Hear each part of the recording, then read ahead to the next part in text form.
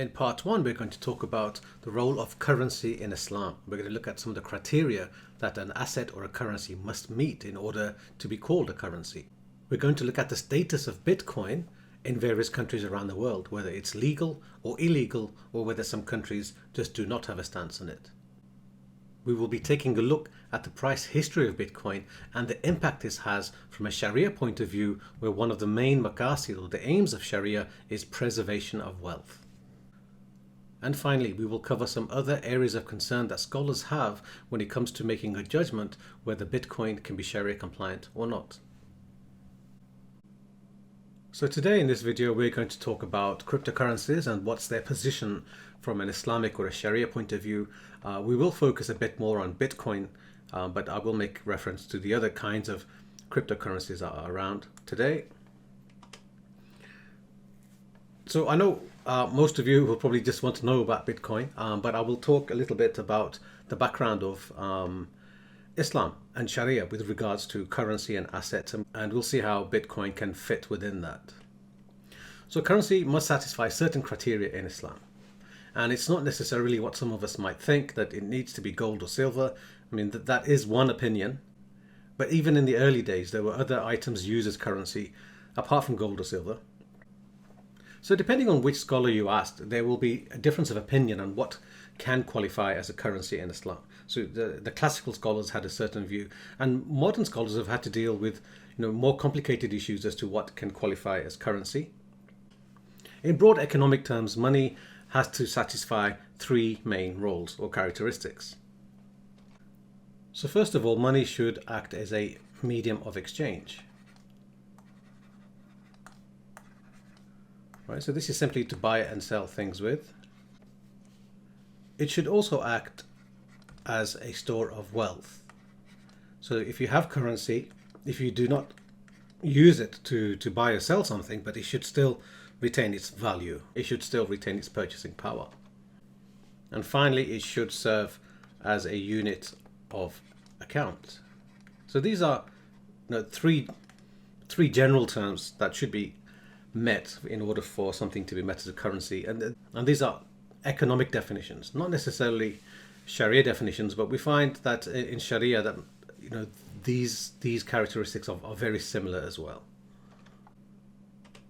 Okay, so in Sharia there's a recognition of currency being used in a customary sense, meaning if it's widely used, then by definition it can be served as a definition of currency. So currency, money, can be anything that gains monetary status through wide acceptance in society or by government mandate. So in classical times we had gold and silver, the dinar and dirham.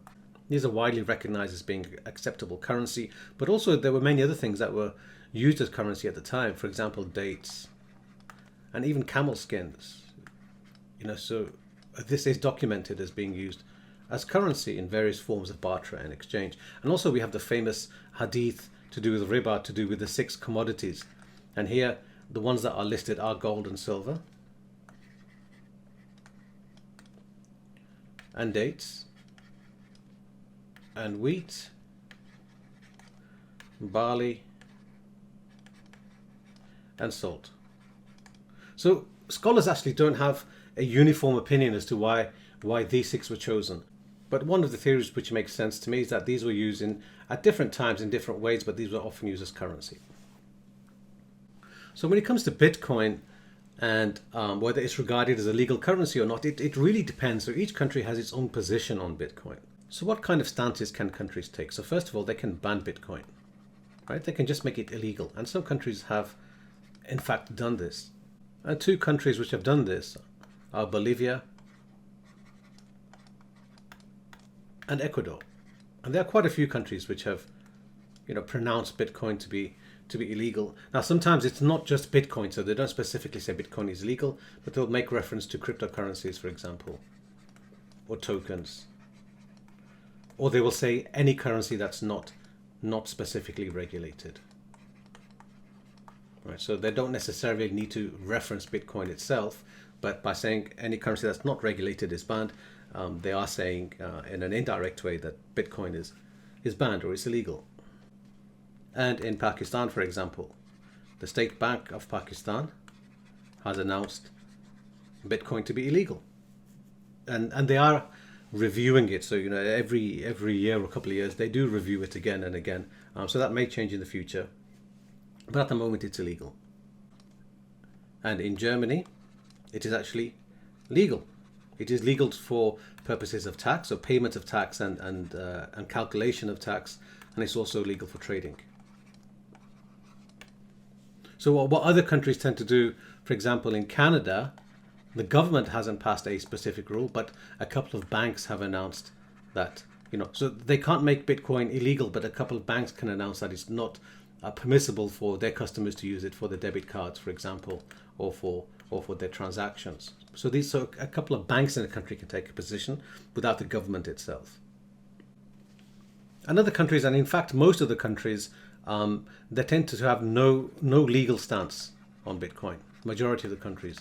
So what this means is that they haven't made it illegal, so Bitcoin remains legal. But often in these countries, and the majority of countries, what they do is they give warnings. So they give warnings to customers, to their people, their citizens, to say, just be careful, that there is significant risk involved in investing in Bitcoin and using Bitcoin, because it's not regulated. And what they do, by having no legal stance, that means the currency in their country, it's not regulated, right? So you don't have the security that you would if you were trading or buying regulated securities and investments in currencies.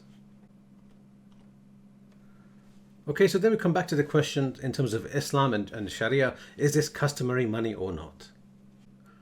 So now we can cover some of the concerns that Sharia scholars have raised with regards to Bitcoin. And these concerns are, they're generally universal concerns that scholars have raised. So one of the major concerns that scholars have is a fluctuation in price. So you can see here on this chart that, here it goes down to about $300. It only goes back to 2016, the chart that I have. But it was much lower than this, of course. And then here it went up to $20,000 at its peak, and it fell down again to about $3,000, I think. And then in the recent move, in the last couple of years, or the last year or so, it was about $12,000. And in the recent fall, it's gone down to about $4,000. Now it's close to $10,000. So this is significant volatility, especially for a currency. And I think in the early days when Bitcoin was first issued, it was in the region of $4 and $3 for one Bitcoin. And I think in the early days, soon after this issuance, there was a transaction where Bitcoin was actually used to purchase pizza from Papa John's, and I think 10,000 Bitcoins were used to purchase something that was worth $25. So this set a kind of benchmark of 0.00025 cents. Okay, so this is where it began. So then if you have this price going all the way up to $20,000, so the view of the scholars is that if something can rise from from this value to $20,000, that what's stopping it falling all the way back down again to here? I mean, we've seen it go to a few $1,000s. So the point is that this is very insecure. If you use it as an investment or even as a currency, it's highly insecure and it poses a risk. And this actually has a connection with the Sharia, because one of the maqasid of Sharia, one of the aims of Sharia is the preservation of wealth, right? So if this is put at risk by the use of a currency, then there is a fair claim to be made that that asset or currency might not meet the criteria of being a currency in Sharia. And one of the other major concerns in Sharia is where does it come from? So with a currency, it's issued by a government or a central bank in a currency, so it's regulated there and it has certain legal standing. But in Bitcoin, the scholars, they raise the question as to, we don't really know where it comes from. So the initial protocol was written by online by somebody with the username of Satoshi, and there were some indications that perhaps he was a user in Japan, but he was not identified at all. And so for the last decade or so, he has gone AWOL. Right, so he's not on the internet anymore and he's not able to be identified. So nobody knows who he is. So the question arises of, where does Bitcoin come from? Like, who do we go to if there's a problem? So there's no real answer there. And then, there have been some exchanges of Bitcoin, but these have not been, it's not the same as having legal and regulatory ownership and control of the currency. And some of these exchanges had severe problems. They had lost a lot of money. By money, I mean the user's money. They lost a lot of currency, so you had the issue of security again. One of the concerns scholars raise is the potential use in illegal activities, that it can be used to buy drugs, for example. But it's the same case for US dollars. It can be used, but there may be something in the nature of crypto that it's anonymous in terms of ownership, that it may lend itself more to such activities. But of course, I'm not entirely sure that that's true, because I think there have been some cases where certain illegal transactions had taken place, and the FBI were able to trace through the ledger and through the data the actual owner and the user of that currency. Okay, here we've talked about security and sustainability. So these are valid issues from scholars that have been raised, and that it's not physical, you can't touch it, unlike currency, which you can touch. But of course, I mean, this flies in the fact of modern currency, the vast majority of currency anyway we can't touch. So the vast majority of US dollars, British pounds, Malaysian ringgit, wherever you are, the vast majority of it is not physical anyway. I'll talk a bit about that later. And I've talked a bit about anonymous people, that the scholars said that we don't know who controls it and who owns the blockchain ledger and who owns the currency.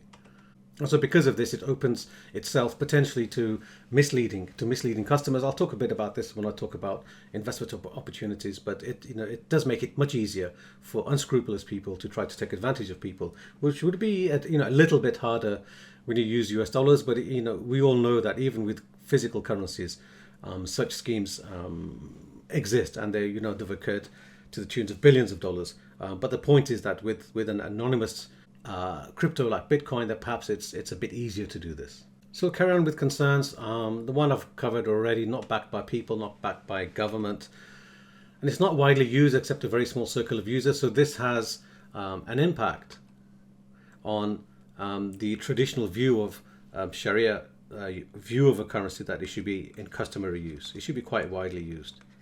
And in fact, in terms of what's meant by customary use, that there is some difference of view by scholars. That some scholars take customary use to mean that it should be used by a government or a state, right, and not necessarily used by society or community, right. So there's a slight difference of opinion here as to what does customary use mean. Okay, we have another issue. ICOs, initial coin offerings, they're very opaque, they're very risky, and they have a history of losing money for investors. So this is another aspect of risk or non-preservation of wealth that can go against one of the main maqasid of Sharia. So what can we say? Can we say Bitcoin does not qualify as a currency? I mean, this is a reasonably common view among scholars, but also there's a view that it does qualify as currency. Okay, so then we have the question of what is halal or what is haram, especially in the context of modern developments. And I'll talk a bit about that later. In part 2, we will look in more detail at the nature of modern money and what it means. We will consider the important question whether we can actually trade Bitcoin or not. And we will look at the role played by scholars when they look at whether Bitcoin is halal or not.